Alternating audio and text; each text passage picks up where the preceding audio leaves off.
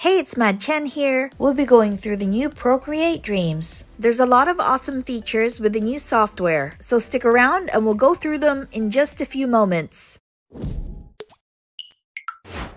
Welcome back! Let's go ahead and open up Procreate Dreams. Here we're presented with a projects gallery. Let's start by making a new movie by tapping on the plus icon up here. And here you can choose a new movie template by scrolling up or down. I'll be working with widescreen today. If you tap on the three dots on the top right, you'll have the option to change the frames per second as well as the duration of your animation. I currently have mine set to 12 frames per second and I've chosen the animation to be 3 seconds long. You'll also have the option to change your resolution by tapping on 4K here. I'll keep this to 4K for now and I'll tap on draw just under.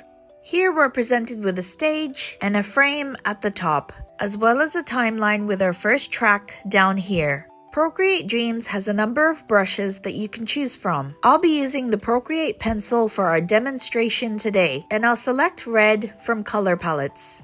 I'll go ahead and draw a heart within the frame. If you feel you don't have much room to draw, you can enlarge the canvas by dragging this gray line down like so, which will take you to Flipbook mode and makes drawing a lot easier. Let's draw our first drawing within the frame, and I'll fill it in with color. Adding a new frame is easy. We'll go back to the original mode by tapping on X here, then tapping on the plus icon on the first frame. Here we're unable to see the onion skin of the previous frame. We can turn onion skins on by tapping on the timer here, then tapping on Show Onion Skin. Now we're able to use the previous drawing as a guide while we draw on frame number 2. So I'll go back to Flipbook and draw a heart slightly bigger than the first one.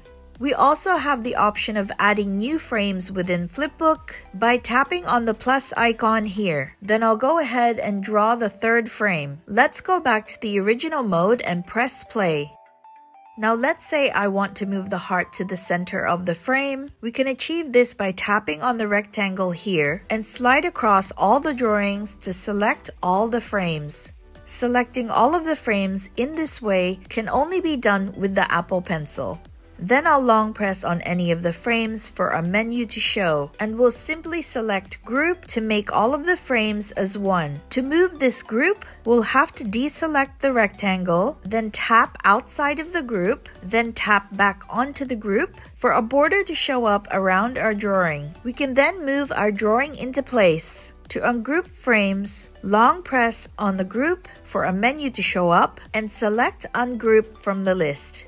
A nice feature of Procreate Dreams is the ability to extend frames to make a particular action longer. So let's say I want a longer version of this third heart. All I have to do is long press on the right side of this frame until I see a red line appear on the right. Then drag it to however long I'd like it to be. When using onion skins, you also have the ability to view more layers if needed. To do this, just go back to the timer and tap on Edit Onion Skin from the menu. Then just adjust how many layers you'd like to view. To duplicate an image, just long press on a frame and select Copy. Then long press on a new frame and select Paste. You can also delete frames by long pressing on a frame and tapping on Delete Content. Here's a Procreate tip. If nothing is working on your screen, make sure you have one of the tools selected on the menu here. To return to the projects gallery, go over here to the left and tap on the gray box's icon. Let's take a look at more Procreate Dream features. Here we have a new canvas. You're able to add files in Procreate Dreams other than drawing on the software. When you go to the plus icon, you're able to add tracks, photos, videos, text, and files. This time, I'll import images I have already drawn. I'll select my image and then tap Add. Now I have my first frame, and I'll tap on the plus here to add the second frame. Then I'll add more images from photos.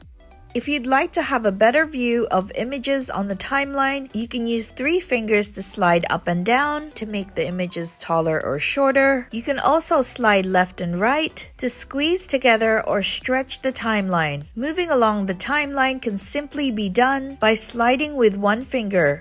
When importing photos, you may find that your last frame extends to the end of the timeline, just like my third image here. If this happens and you don't want a frame to be that long, you can just drag the frame back until you have it to the desired length. So I'll go ahead and adjust the length of my third frame. Next, I'll add the 4th and final cat frame. Then I'll go ahead and group all of the frames together so that they become 1 frame. Then I'll long press on the group for our menu to show, and I'll duplicate this group. I'll keep duplicating until I reach the end of the timeline. The end of your last frame will be grayed out when you go over the timeline limit. If you go over the limit, just slide the grayed out frame back like so. Let's hit play to test. So now let's add another track. I'll go back to the plus icon here and select track. I can reposition tracks above or below each other by dragging and dropping it like this. Now I'll add an image to that track. Now I'll go ahead and add another track to add a heart next to the cat. If you'd like to see the animation in full screen, just tap the screen with 4 fingers. You can also access the play and pause buttons by tapping with a finger at the bottom of the screen. Then tap with 4 fingers again to exit full screen mode. Now I'm going to show you a cool Procreate Dreams feature.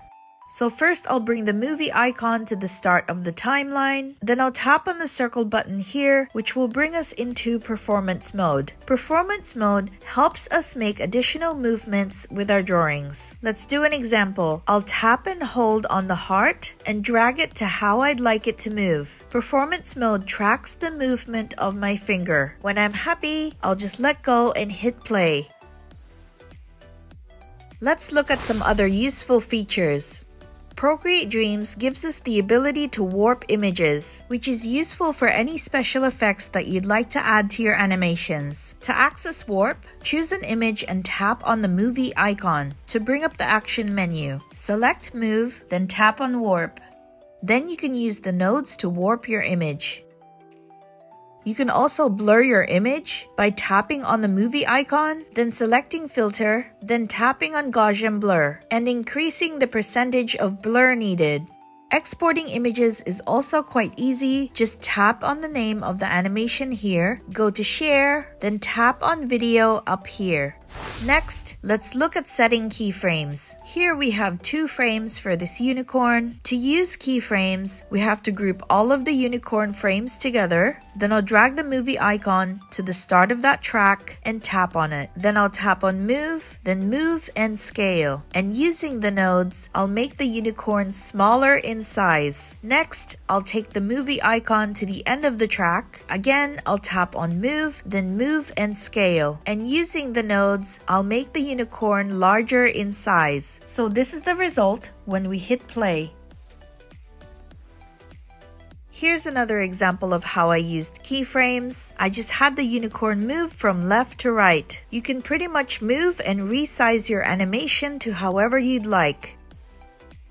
If you want to group all of your tracks together, tap on the rectangle tool and create a circle around all of the tracks and tap and hold on them to choose group from the menu. Let me know what kind of animations you've done on Procreate Dreams, and if you have any requests, feel free to leave it in the comments below. See you in the next video, and as always, thanks for watching.